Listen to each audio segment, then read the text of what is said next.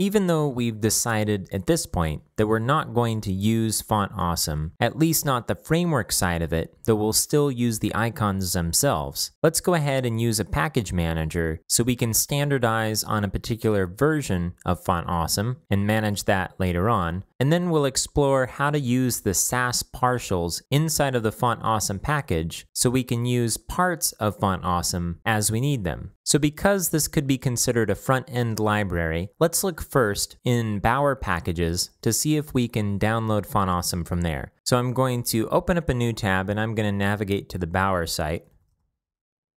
And up here, I'm going to click on the Search Packages link. And in here, under Search, I'm going to type Font Awesome.